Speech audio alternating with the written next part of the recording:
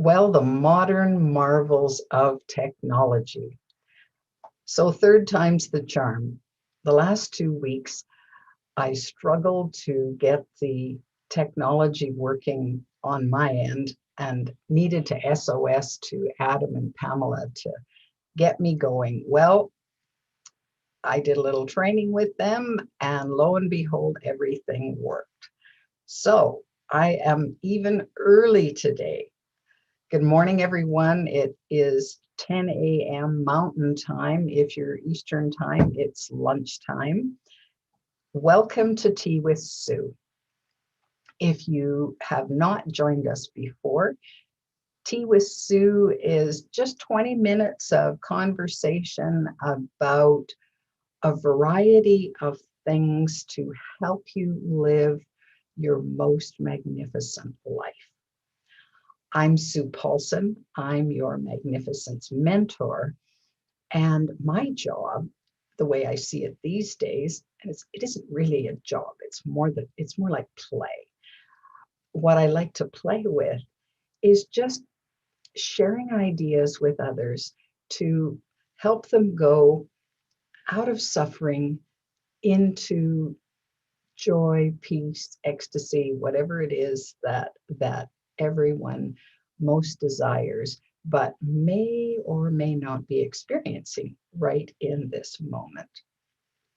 So we've done 2 Tea with Sue sessions here on or through Acorn Life Mastery, which I'm just delighted to be able to do. And this is the third in the series. So Acorn Life Mastery has been focusing on vision this month for the month of January in 2021. So I decided to kind of piggyback on that theme. And the last 2 weeks, we've talked about, first of all, desire. And then last week, we talked a little bit about the roadblocks to desire. And today, what I want to talk about today is I want to talk about distractions. So before we talk about distractions, let me start with desire and link it to vision. So I really believe that the accumulation of all our desires in any given moment in time translates into a vision for ourselves. So it could be a temporary vision. What's my vision for myself over the next year? And it can include a bunch of different desires. It can include your desires for success at work. It can include your desires, excuse me, for what's happening personally with relationships, with things you want to do, with the amount of money you want to have accumulating in your life. All of those kinds of things can form a vision for your life. And of course, you can represent all of that. Sometimes we just think about them. And for lots of years, I just thought about, well, what is it that I want? And I'd have some disconnected bits here, here, and here. Didn't really put them all together. And then I was invited to a vision board session where we actually cut out pictures and words of things, symbols that represented what our vision for our future was. And typically it's over the next year. So I worked with that, and I didn't really think it was my thing. And then I was quite fascinated by how things emerged. And interestingly, I posted it on my wall when it was all done. And every now and again, I'd kind of look at it and, oh, yeah, okay, fine. Those are the things that I'm dreaming about, desiring, hoping for, working towards, all those kinds of things. And then about 3 months in, I got curious and I thought, I wonder if any of that has manifested at this point. Like, do I have any of those desires or dreams met? Well, I walk over and I'm peering at each one of them and I'm going, oh, got that one. That one too. Oh, this one's already achieved. Oh, that one as well. And I was kind of shocked. I thought, wow, that was easy because it didn't feel as if I was really working hard to achieve any of that. But there it was anyway. And so, for example, I put a picture, cut out a picture of a palm tree from a magazine because I really wanted to go somewhere warm. And that was in January. Well, lo and behold, I get a note from a friend with a discount card to go visit them when they were going to be in Mexico. And so I went in February and everything just fell into place. And there I was. And I got, wow, I didn't see that coming. so it was very fun to have that happen. And so I'm a believer in vision boards and in really zeroing in on what your desires are. Because obviously, if you don't plan to have your life turn out the way you want it to, you can be assured that somebody else has a plan for you and that you might not like their plan for you. And so it really it is helpful if we say, well, what's my plan? What's in it for me? Where am I going? Oh, and I want to do a little brag moment here. This is my favorite tea mug now. My twin granddaughters, who are now 2 years and coming up 4 months, gave me this for Christmas. World's Best Nana from Emily and Madison. So and they put sweet peas on the mug. So my daughter-in-law ordered this for me, and I was so tickled to get it. It was my best Christmas present this last year. All right. So desires, accumulating to form our vision for our lives. And that can include our mission, our purpose, our reason for being. All those kinds of things can be encompassed in that. Now, sometimes we have a vision for our lives or a huge goal that's so big that it's exciting. Let's face it, little goals and little desires that we achieve kind of become a little bit commonplace after a while. Like my morning desire for a cup of tea. I just love to go and do that. I love to drink, love to make it, love to drink it, and carry on from there. But once that is met, once that desire is met, then I don't think about it too much in the rest of the day. So, but there are things in our lives that we do think about, that we think, wow, this is a big, audacious goal. This is so huge. And as we try it on, and maybe we start talking about it with other people, the ego might get a little disturbed. Because even though each of us is totally magnificent enough to achieve whatever it is that we set our hearts and minds to, it does push us out of our comfort zone. It does take us from wherever we are now to on the road to where we want to go. And all of a sudden, we're in uncharted waters. We're not too sure where the next shore is, or if we're driving down the road, we're not too sure where the next signpost or the next town is. And so it can get a little uncomfortable because we fear the unknown, and or at least our ego does. Our ego says, whoa, look, you're reasonably comfortable right where you are, right? I mean, you don't really want to venture out there, do you?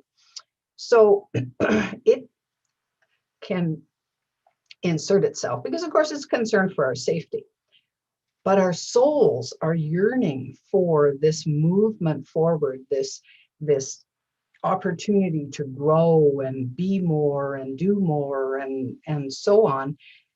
So there can be this little internal battle going on, and how the ego attempts to solve this battle, or maybe win, is through distractions. So, so maybe we get distracted by external sources. So we share our big, audacious desire with someone that we're comfortable with and we trust and so on. And surprisingly, they say, I don't know, are you sure you want to do that? That seems a little bit out there. Like, why would you do that? What are you? It sounds risky to me. And so then it kind of hooks your not okayness, right? And oh, well, maybe I was mistaken in thinking that this would be a great thing. And so we get distracted away from what it is we want. Easy, easy, easy to happen. That trigger just goes bam like that. So I can give you a recent example for me. I had been corresponding with someone about potentially getting involved with a project that they had going on. And I was excited about the possibility, but because it was way bigger than I had entertained, all of a sudden there were all these doubts that filtered in for me saying, oh, Sue, I don't know if you can play that big. Like this person is really strong and really focused and doing big things and really you're kind of a little fish in a small pond. And so for a little while the fear, as it was filtering through my body, stopped me from doing anything about it. Like I haven't responded to the email to say, yeah, let's talk, because I was too afraid to engage. And so I've been thinking about it, and I allowed a whole bunch of others. Well, I'm kind of busy right now and I don't really know what to say. And so I just allowed that whole not okayness to permeate me, and found other things. Oh, well, I need to finish this project first. And well, I have quite a long to-do list today, so I'm not going to be able to get to that response yet. Well, so here's the thing. Distractions can come into our lives, first of all, because we have this mind that can go off in all kinds of directions really quickly and really easily. Like our minds are not necessarily that disciplined. Now, and I'll speak for myself here. I know I don't have as disciplined a mind as I could have. My ability to focus on something, well, they call it magpie personality, where the next bright shiny thing attracts you. Well, that's kind of like me, or the dog that's chewing the bone, and then all of a sudden the squirrel goes by. Squirrel. So you may have experienced some of that. I know I experienced that quite a bit. There's a tendency, interestingly, when we get distracted and then work to pull ourselves back, to want to beat ourselves up, to say, oh, what's wrong with you? Why can't you focus on anything? Why can't you keep your mind? And maybe that voice is from out of the past, when you were in school, where you were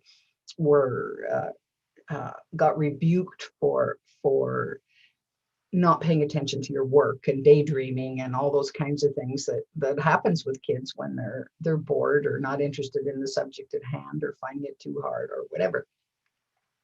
So it's easy to just fall into, oh, what's wrong with you, and beat yourself up. I don't recommend that. You're suffering enough. You don't need to add one more layer to what you're already experiencing or what you're already going through, right? I mean, that makes no sense. Instead, why not just be interested in what's going on? Oh, I just got myself distracted by that. I wonder why that is. And maybe an answer will come to you. Or maybe you just say, that's interesting that I got distracted. Okay, well, I do really want this, so I'm just going to pull myself back. So our distractions can come either internally or externally. Usually the external ones are just triggers to something that's already there internally. So, and I'll talk a little bit more about external distractions in a minute, but let's focus for this amount of time on internal distractions. So we talked last week a little bit about, the voices that run in our heads and how easily we can get distracted. I think I used to teach study skills many years ago, and a piece that I was reading talked about Einstein's ability to focus.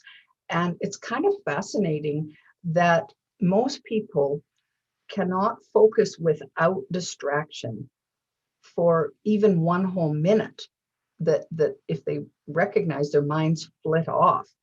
And we used to do this concentration exercise to increase a person's ability to focus more and more and more. And it takes effort in the mind to do that. So just think about reading a piece of learning material, and it's not a novel that's all exciting and getting you into it. It's a something you wanted to learn, and you start on the first paragraph, and you see how long you can go before your mind flits off, and you hear a noise, maybe your phone bings, and you wonder, oh, I wonder what that was, and then you start reading again. Well, if you do a little pencil check mark right where you got distracted, you take a paragraph and time yourself for a minute, and then at the end of the minute, every time you have a distraction of any kind, maybe you scratch the back of your neck, or what to have for dinner pops into your head while you're reading, or your computer makes a noise, the fan goes on, and you notice it. Well, then you just do a little pencil mark, and it's so interesting that as you get through that, you count up your marks and you go, oh my goodness, did I ever get distracted a whole lot? That was only 1 minute. So then you read it again, focusing to deliberately reduce those little marks of distraction. And as you practice that, then pretty soon your level of concentration goes up and you're not distracted quite as easily. So the trick with distractions, internal distractions of the mind, is to just gently bring your mind back to the present. Oh, I just got distracted. Okay, back you come. No, we're focusing on this now. Oh, that took me off track. Oh, back we go. And you keep focusing. And the more you practice that, then the easier it is for you to gradually concentrate for longer periods of time and get more done. So it's a definite kind of a brain function. Now, if fear is in operation as part of that, which often it is, then it's at some point stopping and dealing with the fear. What is this fear all about? Dissect it a little bit, digest it a little bit, and do what you can to soothe the fear and say, oh, okay, maybe I need to mitigate the risk somehow. Instead of, quitting my job and starting a huge business with a great big loan, maybe I'll start part-time, and that will get me moving further into my goal without freaking out about what's going on. All right, so there's lots you can do. Now, the other thing I wanted to mention about external distractions, this came up in a Zoom call last week about how distractions that are made bigger or added to can turn into addictions. So just think about your phone for a minute. How close is this phone to you, and how often are you checking your phone? Well, if you use your phone for business, which I do, then I'm checking it reasonably often. But what I find is even in downtimes, I'm using my phone way more than I need to. So how often does it become a distraction? Oh, before I get busy with this task, I'm going to check my phone. And it takes time away from what I meant to concentrate on. So a few of us got talking about having a phone-free weekend where you just turn off your cell phone and don't look at it.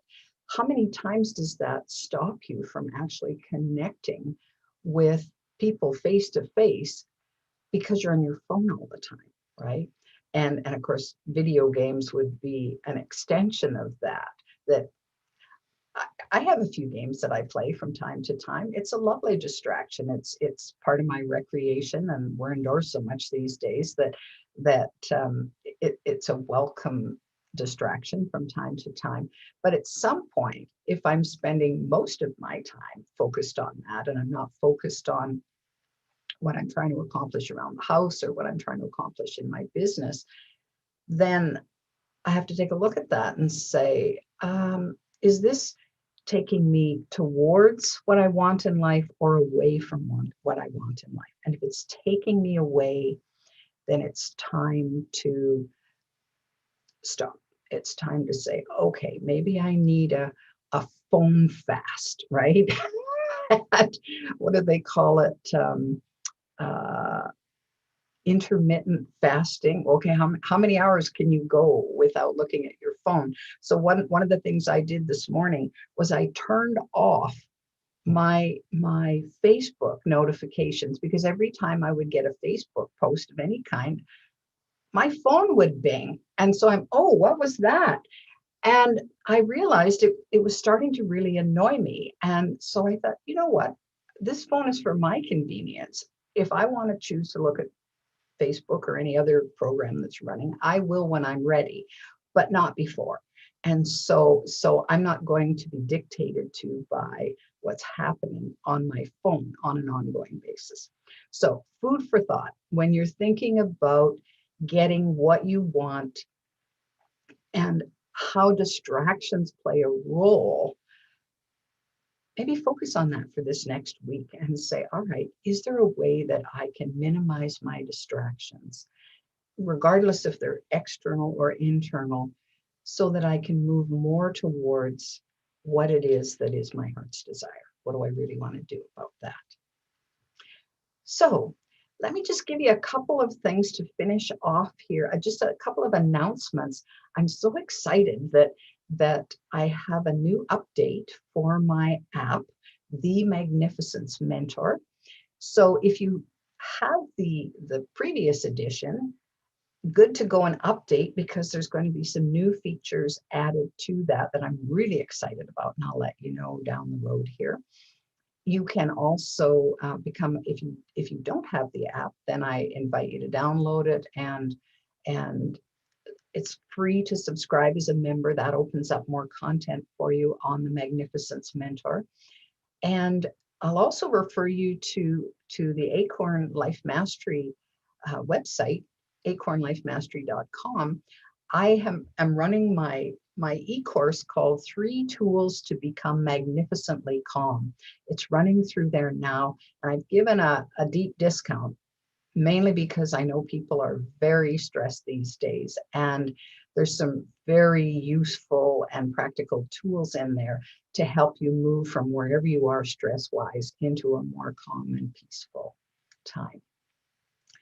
So that's it for the day. I hope you've enjoyed Tea with Sue. I look forward to having you next week, same time, 10 a.m. Mountain and noon Eastern, and wherever else you are, I'm going to let you figure out your own time zones. Have a glorious weekend, my magnificent friends. You know you have everything you need inside you to go where you want to go, do what you want to do, and be the most joyful, loving, ecstatic person that you can possibly be, I encourage you to just go for it because you're that magnificent. See you next time.